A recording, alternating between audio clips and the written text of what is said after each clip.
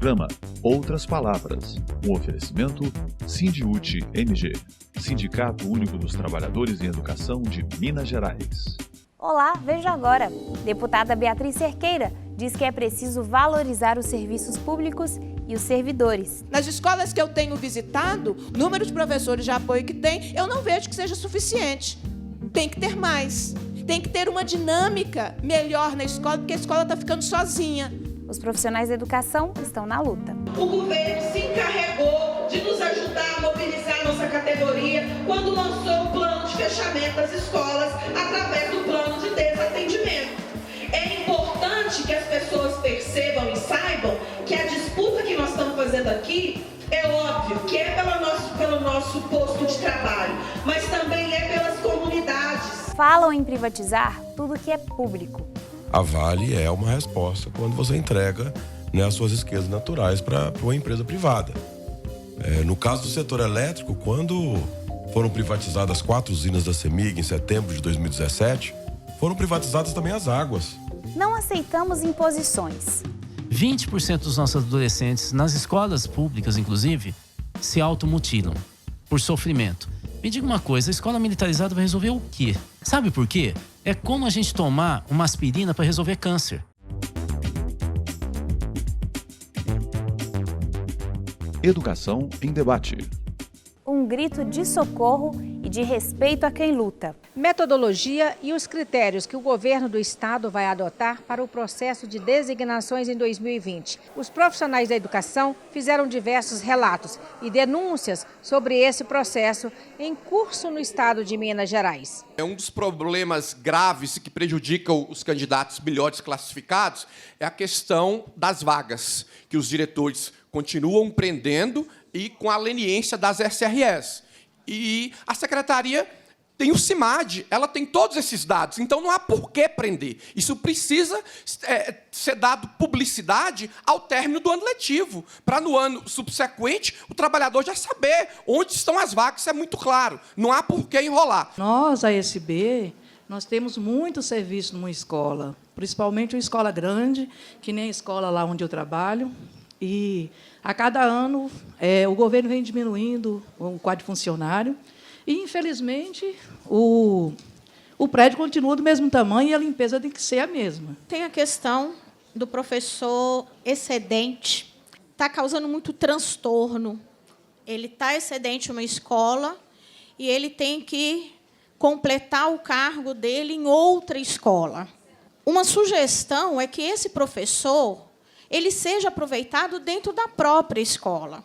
Falo por mim, porque eu estou excedente numa escola, com 10 aulas, tive que ir para outra escola, e isso está causando muito transtorno. Primeiro ponto importantíssimo é sobre a questão da inclusão, a gente, e aí os colegas que não são professores de apoio, a gente tem que fazer essa reflexão, a forma como elas são tratadas como subsegmento, subcategoria, não na lei, mas no trato diário. A gente não pode cair no erro de nos dividirmos, de achar que isso daí, de entrar uns contra os outros. Nós temos que manter a nossa unidade. É por isso que a pauta dos concursos, da criação do cargo, a meu ver, é muito importante. Minhas colegas ASBs em Almenara, em todas as escolas, não estão dormindo mais, não. Não estão conseguindo dormir depois que vem falar desse processo seletivo. São informações que estão chegando erradas demais. Preocupada, tem colegas com quase 25, 26 anos trabalhando. Tem pessoas, a gente não está conseguindo, tem colegas doentes lá, as ASBs, que não estão conseguindo nem tirar licença, porque os médicos do Ipsen de Almenara não estão atendendo mais. Então, em nome delas, pelo amor de Deus, a mesa, não ao processo seletivo, porque nós temos companheiras lá que não vão conseguir classificar. Uma vez que a gente é formado e habilitado, a Constituição diz que a gente está legalizado a dar aula para trabalhar no espaço público, ou seja, dar aula para o Estado. Então, por que ela limita a 3 municípios se estiver precisando de um professor habilitado lá em Nova Módica, que é da onde eu surjo, e eu não posso dar aula lá? porque eu não estou com uma lista, eu estou aqui em BH, eu estou com a lista aqui em Contagem, estou com a lista aqui em Betim, estou com a lista em Igarapé, igual eu já trabalhei em Igarapé. Só que se eu sair e eu sei de uma vaga, porque eu tenho parente lá, e eu não posso sair daqui e concorrer lá, porque eu não tenho a lista lá, né? E está precisando do profissional. Então, isso é uma questão para ser trabalhada. O Estado ele é um só. Por que ele limita a 3 municípios profissional habilitado, se o Estado é um? A atividade foi requerida pela deputada estadual Beatriz Cerqueira, presidenta da Comissão de Educação, Ciência e Tecnologia da Assembleia Legislativa. Sabe qual é o debate que nós temos que fazer? O número está insuficiente. Nós não temos que brigar no número que tem. Quando a gente põe o pé no chão, quando a gente põe o pé na escola, que a gente entende o que as pessoas estão passando. O número é insuficiente. A secretaria demora meses para autorizar a contratação. Eu já fui em escolas que o quantitativo de professores de apoio lá é insuficiente. Eu já fui em escola que só teve autorização depois da escola ter vivido uma situação de violência entre as crianças. Nas escolas que eu tenho visitado, o número de professores, vamos continuar na nomenclatura que existe, o número de professores de apoio que tem, eu não vejo que seja suficiente. Tem que ter mais. Tem que ter uma dinâmica melhor na escola, porque a escola está ficando sozinha. O inimigo não está aqui entre nós.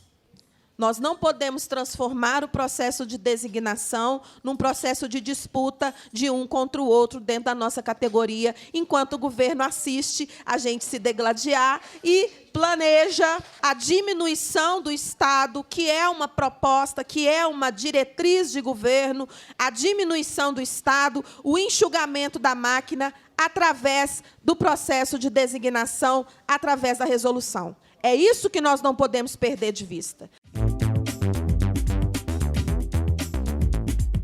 Os profissionais da educação estão na luta. A municipalização do ensino público e o fechamento de turnos, turmas e escolas levaram um grande número de profissionais da educação, sob coordenação do Sindiúti, à Assembleia Legislativa no último dia 6 de novembro.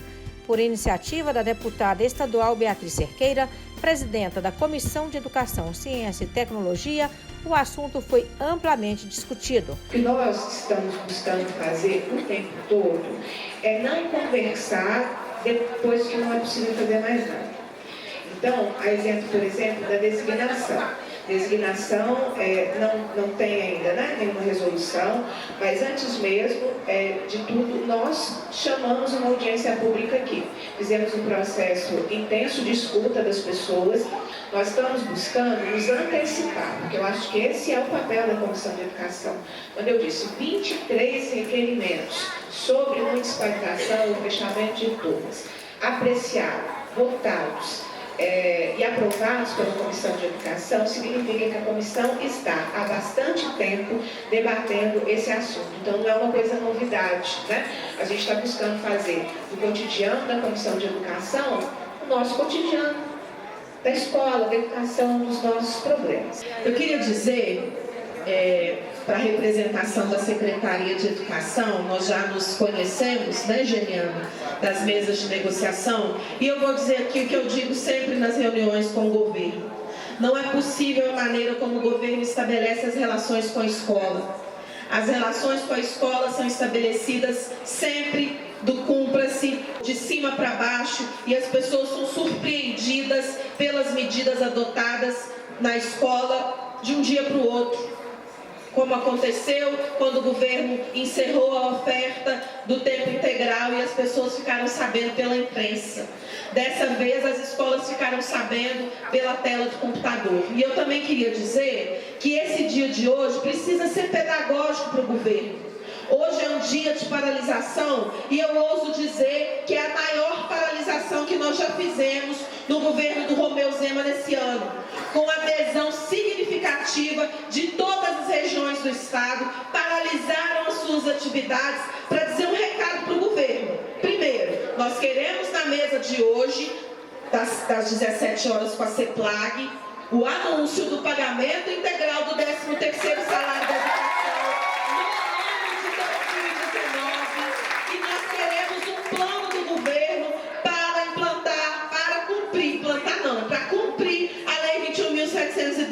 E a Constituição do Estado no que diz respeito ao nosso piso. Mas, além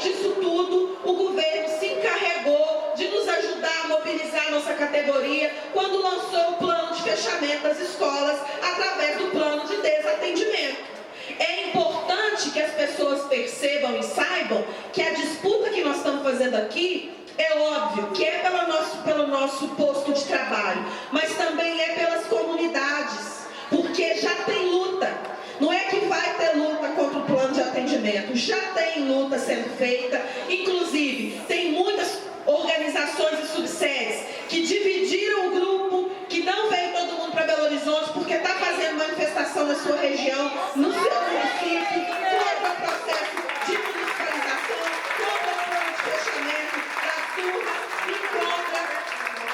contra o fechamento de escolas. Quem luta, educa. Trabalhar sem receber. Que desalento.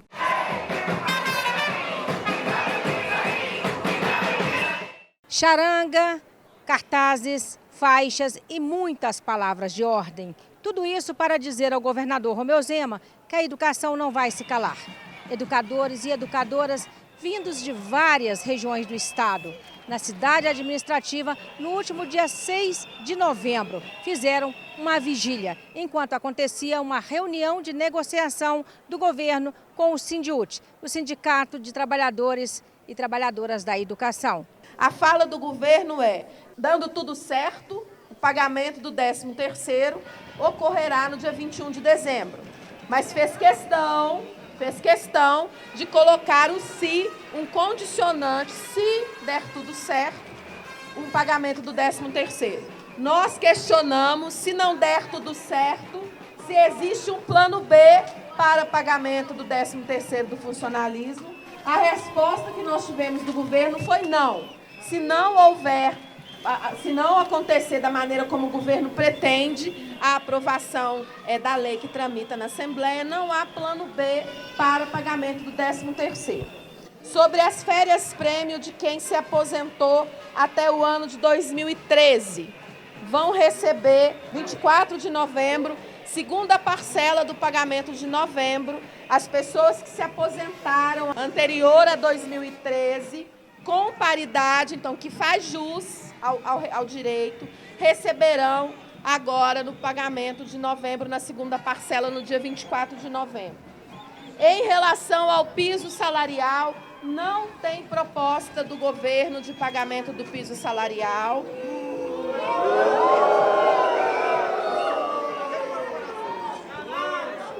Sobre a incorporação do abono, que nós voltamos a cobrar, o governo disse que não diz não à incorporação do abono e achou que isso era uma vantagem não dizer não. Disse que a COFIN, que é o comitê que analisa essas questões financeiras, disse que vai analisar e, a depender novamente da operação que o governo está fazendo na Assembleia Legislativa, que tramita na Assembleia, poderá conversar sobre o pagamento do abono, incorporação do abono, que ainda está no contra-cheque, que a incorporação estava prevista para o ano anterior.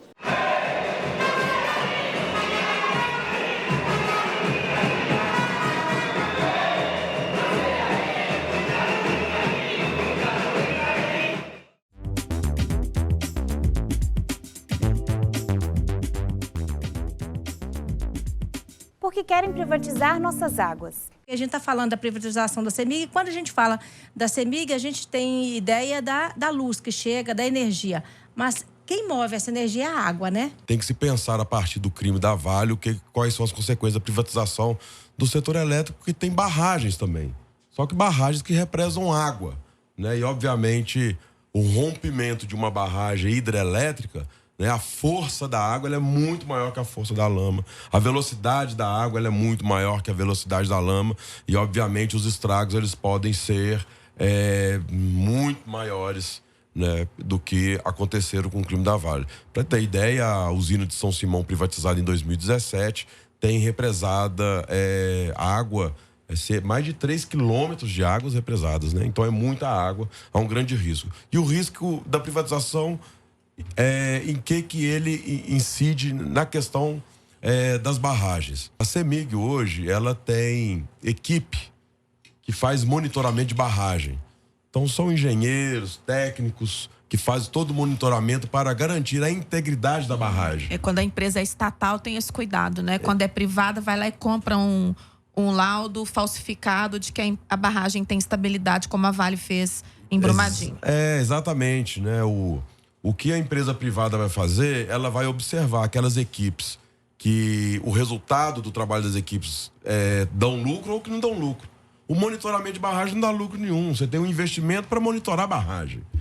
Então, como aconteceu na Vale, né? A Vale tinha uma equipe que se chamava Docigel, que era a equipe que fazia todo o processo de pesquisa de lavra de mineração, e foi o primeiro setor a acabar, porque era um setor que de investimento não tinha a rentabilidade, o retorno financeiro. Então acabou com a Docigel, todo o conhecimento sobre o processo de lavra, da mineração, foi por água abaixo, né? E hoje ninguém consegue dizer como é que estão a condição das barragens de rejeito. No setor elétrico, a mesma coisa.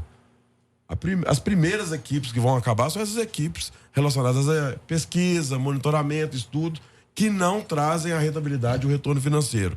E qual que vai ser a legalidade para poder se estabelecer no sistema elétrico? É o que a Denise acabou de dizer. Você chama uma equipe de fora para fazer um laudo, aí o laudo vai ser da forma que pedir, está registrado, garante seguro, garante todas essas coisas, mas a integridade mesmo das barragens, elas estão ameaçadas. Importante a gente fazer um registro também sobre Mariana. E aí a nossa solidariedade à população de Mariana, que ainda sofre, ou sofre muito mais as repercussões e as consequências do crime cometido pela Samarco, pela Vale e pela BHP Billiton, lá em Mariana, no dia 5 de novembro de 2015. Nós estamos em 2019, nenhuma casa foi construída, nenhum atingido pela lama da região teve a sua casa de volta. A Vale destrói, o povo constrói, lutar e organizar para os direitos conquistar. Então, o MAB lançou uma construção coletiva de uma casa em Barra Longa para uma atingida pela lama, que vai ser feita em regime de mutirão com a comunidade, e cada R$1 é igual a um tijolo, né? Então eles estão recebendo doações para provar que é possível, né? E que nenhuma casa foi construída até hoje porque a Vale não quis, simplesmente, pura e simplesmente, porque a empresa não quis, porque ela criou a Fundação Renova para mitigar e para poder enrolar as pessoas, né? Uma fundação que tem um orçamento maior do que muitos municípios, inclusive, mas que de fato não repara, não socorre as pessoas que foram atingidas pela lama lá de Mariana. A Vale é uma resposta quando você entrega, né, as suas riquezas naturais para uma empresa privada. No caso do setor elétrico, quando foram privatizadas 4 usinas da CEMIG em setembro de 2017, foram privatizadas também as águas. E qual que é a diferença das águas para um controle do Estado e as águas para o controle da empresa privada? Em 2018, a represa de Jaguara, que ela é margeada por um grande balneário, né, um lugar lindo, que atende classe média alta. Em um momento lá, não lembro a data, mas foi em 2018, houve um rebaixamento significativo das águas, né, da represa, que deixaram todas as embarcações encalhadas, gerando um impacto profundo na economia local, que é a economia voltado ao turismo. Então, quando o município se organizou para poder questionar, né, a resposta dos donos de Jaguara era: olha, atividade aqui principal aqui é a geração de energia, o resto é secundário. Eles não têm preocupação com as outras atividades econômicas que estão ajusante ao montante das usinas hidrelétricas, e isso é um grande risco. Governo ataca a educação. Denise, tem uma política aí de atendimento do governo do estado, é isso mesmo? Bom, o nome é esse, mas na prática é uma outra coisa contrária, vamos dizer. O governo do estado disponibilizou, através do sistema do CIMAD, para cada escola, o plano de atendimento do ano que vem. Esse plano de atendimento é um plano que consiste em dizer quantas turmas vão ser abertas, a oferta de quais modalidades, em quais municípios, da educação básica, do ensino médio. E aí o plano de atendimento é um plano de fechamento. Porque o que chegou, o que tem chegado para nós da direção do sindicato, e aí é importante que todos que são trabalhadores em educação da rede estadual, que estão ansiosos pelo processo de designação de 2020, atentem para o plano de atendimento do Zema, que na verdade é um plano de desatendimento, é um plano de fechamento de vagas, de fechamento de salas de aula, de fechamento de escolas, pasmem, fechamento de escolas, e que vai trazer muitos transtornos para as comunidades, para as populações dos 853 municípios que compõem o estado de Minas Gerais. Não pode fazer políticas públicas com base em dados, em planilha de computador. É exatamente, né? Isso que eles estão fazendo. Não pode. Tem que, como você disse, tem que conhecer a realidade, porque existem pessoas ali, né? A visão é aquela visão da excelência, né?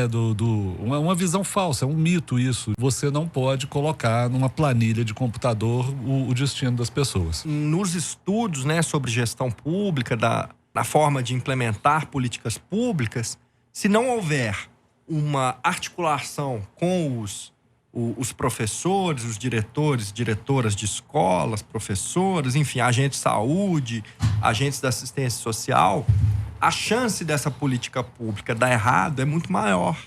Ainda que isso tenha uma aura, né, de que as coisas estão acontecendo de forma mais eficiente, mais rápida, isso pode dar errado lá na frente. Por quê? Porque isso acaba tornando as pessoas que estão ali na gestão pública mais reticentes em relação às novas empreitadas do governo para poder criar elementos de, digamos assim, de inovação na gestão pública ou melhoria dos indicadores da gestão pública. No Estado, no Brasil, boa parte da luta política, aqui no Brasil e lá fora, é uma luta pelo Estado. Se o Estado vai servir a poucos ou se o Estado vai realmente servir para o bem comum da população, para a educação, para a saúde. Essa é uma luta política básica que a gente tem aqui no Brasil e lá fora. Tradicionalmente, o Estado brasileiro foi um Estado capturado pelas elites, né? É o que a gente chama, naquele livro que eu lancei lá, Estado patrimonialista. O Estado é capturado, é instrumentalizado pelas elites. Para a população sobra pouco, para a população em geral, para o grosso da população, sobra pouco ou quase nada. A partir de 1988, como fruto das lutas populares, houve, além dessa tradição do Estado patrimonial capturado pelas elites, a Constituição de 88 previu um novo tipo de Estado que passou a concorrer com esse Estado patrimonial, que é o Estado social, que é o Estado do SUS, da educação pública de qualidade, da previdência pública, mas desde a regressão democrática pela qual esse país tem passado, primeiro com o golpe de Estado, do impeachment da presidente, segundo com essa conluio entre judiciário e mídia, fazendo um combate à corrupção que é necessário, mas um combate de forma seletiva, com a eleição do atual presidente, uma eleição fraudulenta, porque, por exemplo, houve campanha de empresários via WhatsApp com mensagens falsas e o financiamento privado de campanha é proibido. Com todos esses elementos de regressão democrática que a gente está vivendo, o Estado social está indo por água abaixo e está prevalecendo cada vez mais o bom e velho Estado, no Brasil, o bom e velho Estado patrimonial, que é capturado pelas elites. No Estado patrimonial, educação, saúde, previdência, emprego, isso aí não vale nada. Nada disso vale. Essa escola não nos interessa. O governo federal ele anunciou no início de setembro a implantação do modelo da escola cívico-militar no país. E deixando a cargo dos governadores de cada localidade aderirem ou não ao programa. E você tem corrido muitos lugares para falar sobre esse assunto, né, Rudá? Queria, assim, na sua opinião, que bicho é esse, Rudá? O problema é que eles não conhecem educação. Eles não foram formados para isso. Então, eles estão tentando fazer um ato meio que no desespero, né? E o discurso deles mostra isso, quando eles dizem o seguinte: não está dando resultado na educação, os educadores, então nós vamos entrar para dar resultado. O problema é que eu poderia usar isso também sobre a função deles. Eles estão dando resultado. Exatamente. Então, assim, se eles não estão dando resultado, eu vou pegar em arma e sair na rua para defender? Quer dizer, isso é, assim, é uma anarquia, não é? Ou então eu pego e falo, não, a saúde no Brasil não está funcionando. Então eu pego agora e vou passar uma receita, administrar remédio numa senhora que caiu porque teve algum problema de glicemia. Isso, gente, isso é completamente irracional. Então, eu acho que cada um tem que respeitar a profissão do outro, saber que o país não é um país fácil de resolver, é o país mais desigual do mundo, segundo o Thomas Piketty, esse economista francês. Então, a gente tem que ter um pouco de equilíbrio e parar de ser tão ansioso. Mas o problema mais grave é o seguinte, é que como eles não entendem de educação, eles não resolvem os principais problemas do Brasil. Por exemplo, o funil. Você sabe quantas crianças negras que entram no primeiro ano da escola formal no Brasil entram na universidade? 2%. Eu quero saber o seguinte, os 98% que ficam no meio do caminho, o que a escola militarizada resolve? Nada. Você sabe qual é o percentual de adolescentes na América que se automutilam? Por sofrimento, porque sofrem bullying, porque tem uma pressão da sociedade imensa para resultado por causa da solidão das redes sociais, a diminuição do tempo de convívio familiar, 20%.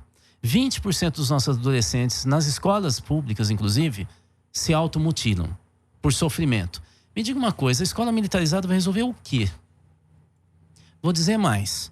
O principal fator de desempenho escolar no Brasil não é a apostila, não é lousa digital, não é essas firulas todas que a gente está vendo, é a mãe. Isso é dado do IBGE, confirmado pela USP e Fundação Getúlio Vargas. As mães, só para você ter uma ideia, alunos que vivem só com os pais têm metade da nota em qualquer renda, qualquer região do país, que dos alunos que vivem só com as mães. Alunos cujas mães estudaram 4 anos no ensino fundamental têm 3 vezes em média nota maior que os alunos cuja mãe nunca estudou. Quero só saber o seguinte, o que as escolas militarizadas estão falando sobre isso? Nada. Nada. Sabe por quê? É como a gente tomar uma aspirina para resolver câncer.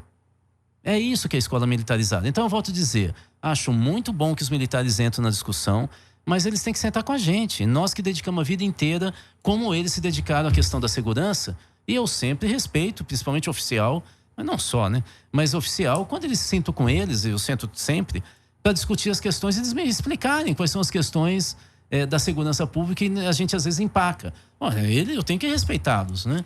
Eles têm que parar também de ficar ideologizando a educação e sentar com a gente que somos profissionais, afinal, nós somos brasileiros como eles, né? Ou não? Outra questão também que há uma seleção, né, para esses estudantes da escola. Então, é outra coisa que está sendo retomada. A escola pública já havia abolido isso também, né?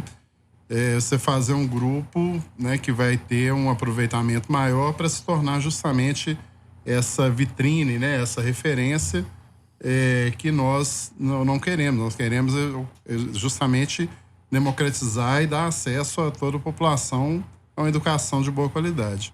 A experiência já está acontecendo em alguns lugares e já temos, na nossa opinião, resultados ou elementos bastante desastrosos, né? Tem um vídeo que circula de um professor sendo agredido por um diretor da escola, que é um militar da reserva, com um tapa na cara de um professor. Ou crianças, né, que ficaram nuas, né? Crianças passando por revista íntima, né? É um modelo de criminalização da infância pobre, das classes populares e de tratamento como se nós estivéssemos na escola, como se nós estivéssemos em um quartel. Obrigado por estar conosco. Fique agora com o nosso quadro de humor.